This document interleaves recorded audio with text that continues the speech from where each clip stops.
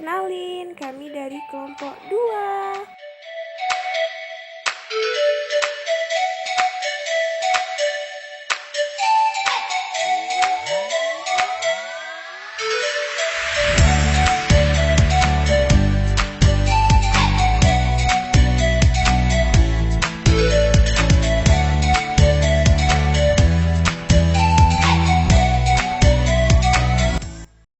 Politeknik Negeri Sriwijaya merupakan salah satu lembaga perguruan tinggi vokasi di Indonesia yang memiliki keunggulan di berbagai bidang ilmu terapan, berpusat di Kota Palembang, Provinsi Sumatera Selatan.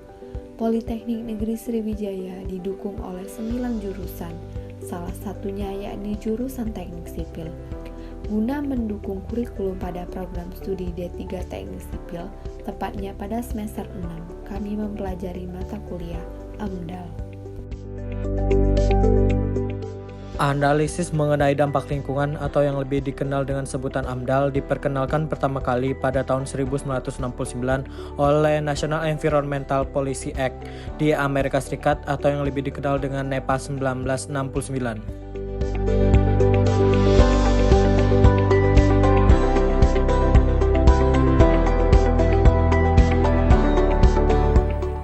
AMDAL merupakan kajian dampak besar dan penting terhadap lingkungan hidup dibuat pada tahap perencanaan dan digunakan untuk pengambilan keputusan, dan di sisi lain merupakan syarat yang harus dipenuhi untuk mendapatkan izin melakukan usaha dan atau atas kegiatan.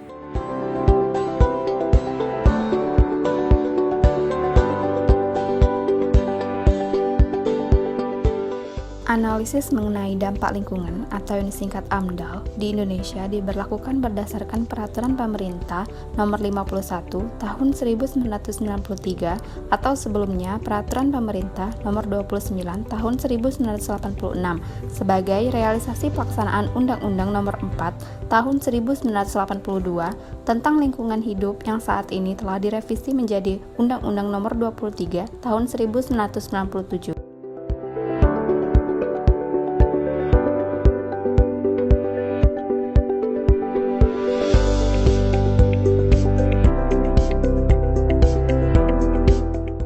Adapun fungsi AMDAL yaitu, yang pertama, memberi masukan dalam hal pengambilan keputusan, yang kedua, memberi pedoman dalam upaya pencegahan, pengadilan, dan pemantauan dampak lingkungan hidup, dan yang ketiga, memberikan informasi dan data bagi perencanaan pembangunan suatu wilayah.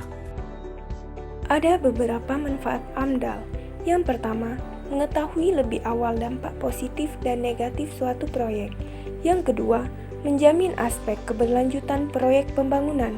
Yang ketiga, mengirit penggunaan sumber daya alam. Yang keempat, kemudahan dalam memperoleh perizinan. Tujuan AMDAL ialah 1. Digunakan sebagai bahan perencanaan pembangunan suatu wilayah. 2. Membantu proses pengambilan keputusan tentang kelayakan lingkungan hidup dari rencana usaha atau kegiatan yang dibuat. 3. Memberi masukan untuk penyusunan desain rinci teknis dari rencana usaha atau kegiatan.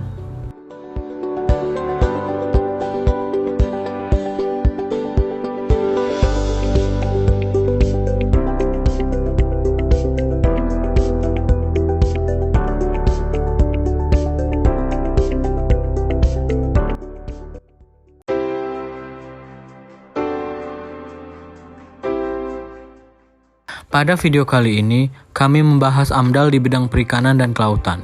Untuk itu, kami pun mengunjungi salah satu budidaya perikanan di Kota Palembang. Perjalanan yang kami tempuh kurang lebih 1 jam dengan jarak 21 km dari Politeknik Negeri Sriwijaya menuju lokasi budidaya. Lokasi budidaya perikanan terdapat di Talang Betutu, tepatnya di daerah Pangkalan Benteng.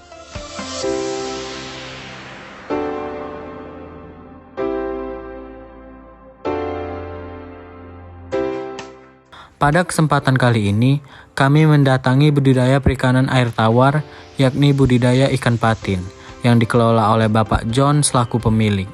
Budidaya ikan patin ini memiliki luas lahan 10 hektar dan memiliki kurang lebih 60 kolam budidaya ikan patin di dalamnya.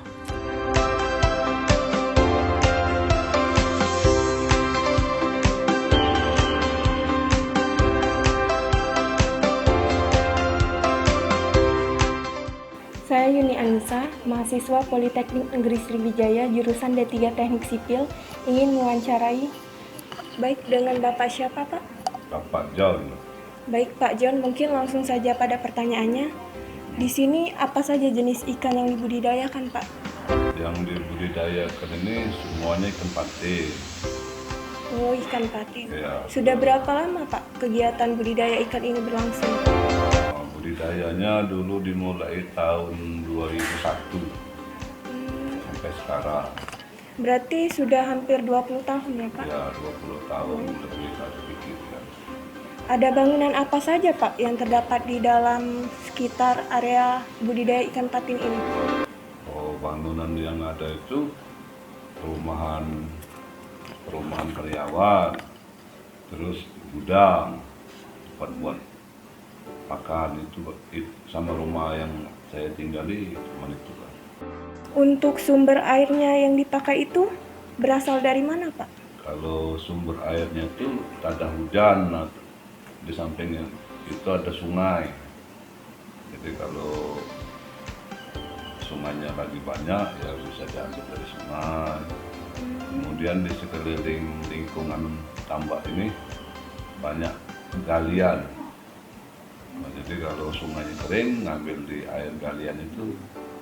Selama proses persiapan untuk memasukkan bibit ikan, apakah ke dalam air tersebut ditambahkan sesuatu, Pak? Oh, kalau selesai dikuras untuk persiapan bibit yang baru itu dikuras, terus dikasih kapur. Nah, belakangan ini dikasih klorin kan. Tujuannya itu untuk mengurangi kuman di dasar kolam itu. Cuman itu 2 macam itu. Oh, Yang iya, lain Pak. nggak ada. Untuk sistem kurasnya itu bagaimana ya, Pak? Kurasnya itu kalau sudah panen, habis ikannya air dibuang, lumpur-lumpurnya dibuang. Kalau ada ikan-ikan sisa dikumpuli, terus ikan liarnya ditangkapi biar bersih. Apakah ada kendala yang Bapak alami selama budidaya ikan patin ini, Pak? Banyak kalau kendalanya. Sekarang penyakit macam-macam, semakin banyak penyakit. Sering mati ikannya, sudah besar mati, masih kecil baru datang juga sering mati, padahal pH airnya bagus. Kadang-kadang sudah umur 2 bulan mati juga. Limbah ikan yang sudah mati tersebut dikemanakan ya, Pak? Dikumpulin ya diletakkan saja gitu. Untuk kedepannya apa harapan Bapak untuk budidaya ikan patin ini, Pak? Kalau harapannya harga pakan itu jangan naik terus. Harga pakannya jangan naik terus. Kalau harga jualnya murah, pakan naik, ya tidak dapat apa-apa. Kalau maunya kita itu pakannya jangan mahal-mahal, harga jual ikan patinnya mahal, baru bisa untung. Oh iya, Pak. Baik, Pak, mungkin itu saja yang akan kami tanyakan. Baik, terima kasih banyak ya, Pak.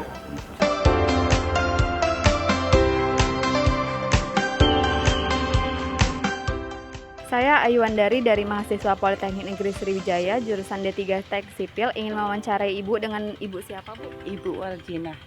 Baik, Ibu, mungkin langsung saja ke pertanyaannya ya, Bu. Sudah berapa lama Ibu bekerja di sini, Bu? Setahun setengah.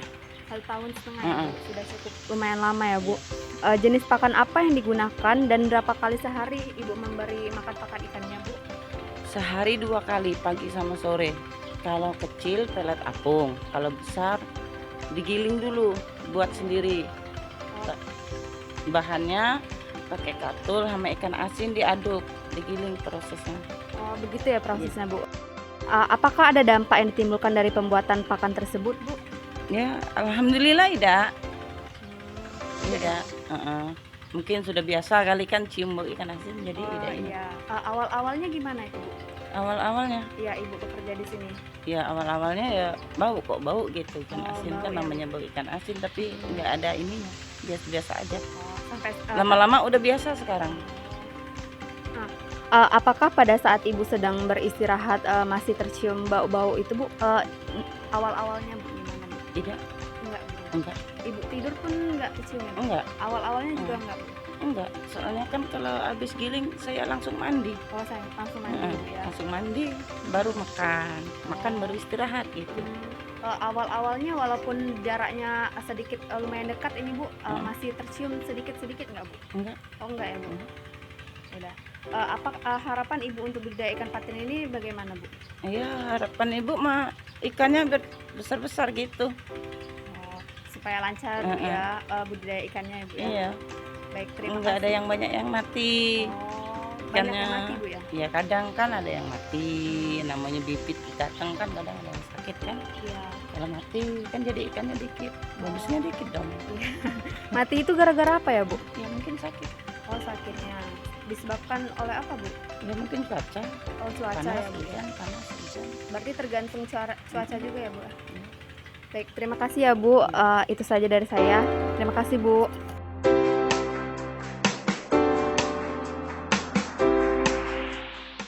Saya Ayuandari dari mahasiswi Politeknik Negeri Sriwijaya, jurusan D3 Teknik Sipil. Dengan Mas siapa? Muid. Mas Muid. Mas Muid, langsung saja ke pertanyaannya. Sudah berapa lama Mas bekerja di sini? 2 tahun. Sudah 2 tahun ya. Bagaimana proses pencampuran kapur atau kaporit ke dalam air tambak? Digosok, campur air sampai memutih airnya itu. Siram Siram ke? kolam. Langsung masuk ke Iya. kolam ya Kak? Terus apakah ada dampak yang dirasakan saat Mas sedang memarut atau mencampurkan kapur atau kaporit ke dalam air tambak? Sesak tersebut? napas. Oh sesak napas. Iya. Aman ndak pakai masker, sesak napas dia. Oh, sesak napas. Iya. Karena baunya sangat menyengat ya. Iya, mencak baik clean. Oh mencak baik. Iya.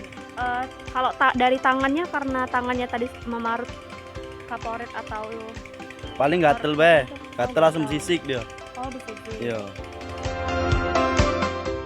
Apakah Mas merasakan bau dari endapan lumpur atau dari dasar kolam tersebut yang disebabkan dari kapur atau kaporit tersebut? Tidak, Oh tidak. tidak. Paling gatel-gatel baik kaki. Oh kaki yang gatal-gatal. Iya. Lumpurnya itu kecium nggak Mas? Bau-bau atau lumpurnya, endapan lumpurnya itu? Tidak. Oh enggak. Tidak. Harapan Mas untuk budidaya ikan patin ke depannya itu bagaimana? Sehat. Sehat. Ikannya yang sehat Iya. atau apanya yang sehat? Ikannya lah. Oh ikannya. Oke, baik, terima kasih ya Mas.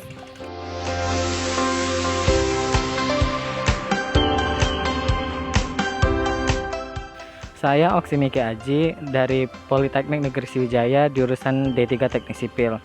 Sebelumnya saya ingin mewawancara Ibu. Sebelumnya dengan Ibu siapa? Ibu Aisyah, Ibu Aisyah. Mungkin langsung saja ke pertanyaan Bu ya. Apakah ada manfaatnya bagi Ibu dan warga sekitar dari budidaya ikan patin tersebut? Manfaatnya ada. Contohnya apa, Bu? Contohnya warga sekitar sini mendapat lahan pekerjaan. Dan kalau lagi musim panen, ikannya dibagi-bagikan. Oh begitu ya Bu. Lanjut ke pertanyaan kedua Bu ya. Apakah ada dampak negatif yang ditimbulkan dari budidaya ikan tersebut terhadap warga sekitar? Misalnya dari bau menyengat yang berasal dari hasil pengolahan pakan ikan tersebut Bu? Tidak ada. Oh, jadi selama Ibu tinggal di bersebelahan dengan tambak ikan ini tidak pernah mencium bau apapun? Tidak ada mencium bau apapun. Baiklah. Mungkin lanjut ke pertanyaan ketiga Bu ya. Sumber mata air yang Ibu gunakan sehari-hari itu berasal dari mana Bu? Dari sumur. Oh dari sumur Bu ya. Kemudian apakah ada yang dampak yang ditimbulkan pada sumber mata air sehari-hari yang Ibu gunakan? Tidak ada. Oh, tidak ada Bu ya. Berarti semuanya aman-aman saja selama ini Ibu gunakan ya. Nah, kebetulan kan rumah Ibu bersebelahan dengan sungai ini Bu ya, aliran sungai. Nah, apakah aliran sungai tersebut mempunyai dampak yang negatif bagi Ibu karena bersebelahan juga dengan tambak ikan patin tersebut? Ada, kadang-kadang bau amis di sekitar situ. Oh, kadang menimbulkan bau amis Bu ya di aliran sungai itu. Iya. Nah, mungkin ini sudah pertanyaan terakhir Bu ya. Nah, pertanyaan terakhirnya, apa harapan Ibu yang ingin Ibu sampaikan kepada budidaya ikan patin tersebut? Lebih peduli lagi dengan lingkungannya. Harapan ke depan semoga tambak ini sukses. Oh gitu ya Bu, lebih memperhatikan lingkungan warga sekitar juga Bu ya, karena ada juga dampak yang ditimbulkan Bu ya. Ya mungkin sekian segitu saja Bu ya wawancaranya. Terima kasih Bu. Setelah melakukan proses wawancara dan peninjauan lapangan, dapat disimpulkan bahwa AMDAL sangat penting di bidang perikanan dan kelautan. Hal tersebut dapat dilihat dari budidaya ikan patin yang berada di sekitar kawasan rumah warga yang terdapat sungai-sungai kecil dan limbah air dari budidaya ikan patin dibuang ke sungai. Hal ini menimbulkan dampak negatif, yaitu tercemarnya air sungai dikarenakan bau amis dari budidaya ikan patin sehingga dapat tercium oleh warga sekitar aliran sungai. Akan tetapi, untuk penggunaan air sungai tidak menimbulkan dampak ke warga sekitar dikarenakan sumber air yang digunakan warga untuk kebutuhan sehari-hari menggunakan air sumur. Sedangkan untuk pakan budidaya ikan patin ini menggunakan pakan campuran seperti katul ditambah ikan asin yang diaduk dan digiling menggunakan mesin. Pada proses inilah yang menimbulkan dampak pencemaran udara, yaitu tercium bau yang tidak sedap dari pengolahan pakan tersebut, sehingga dapat mengganggu warga sekitar budidaya perikanan. Sebelum video ini berakhir, kami ingin mengajak dan mengingatkan kepada semua orang yang menonton video kami untuk lebih memperhatikan lingkungan sekitar, di mana kita akan memulai suatu usaha, baik itu pembangunan perindustrian, pekerjaan umum, pariwisata, dan lainnya. Sehingga dampak-dampak negatif yang ditimbulkan dapat diminimalisirkan atau dihilangkan agar membantu menjaga kenyamanan dan keselamatan di sekitarnya.